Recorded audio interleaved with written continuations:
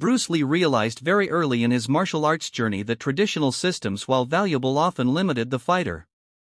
They locked people into fixed patterns, rigid forms, and rituals that looked beautiful but were not always practical in real combat.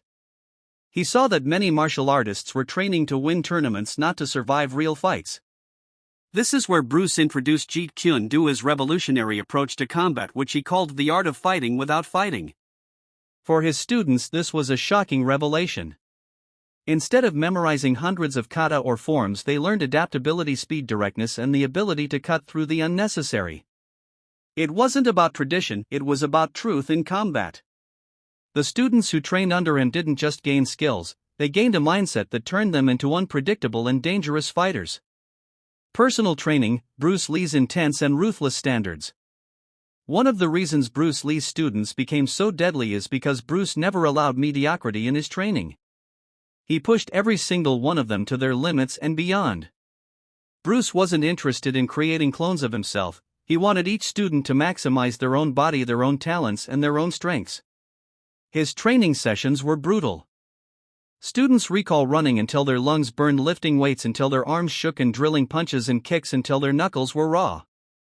Bruce believed that physical conditioning was the foundation of dangerous fighting ability. A fighter could have all the skill in the world, but if they didn't have endurance, explosive power, and real combat speed, they would fail.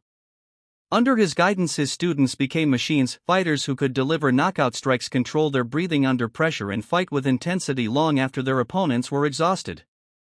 That's why so many of his students became respected fighters, stuntmen, trainers, and martial artists in their own right. The scientific approach to combat, why Bruce's students were ahead of their time. Bruce Lee wasn't just a martial artist, he was a scientist of combat. He analyzed every punch, every kick, every block, and every movement. He combined philosophy, biomechanics, and psychology into martial arts. His students learned that every technique had to have a reason. If it didn't work in real combat, it was useless. This scientific approach set Bruce's students apart from other fighters of the time.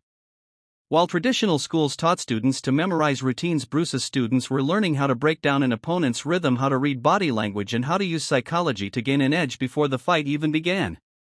They learned that fighting wasn't about who had the most moves, but about who could land the first clean strike and finish the fight quickly.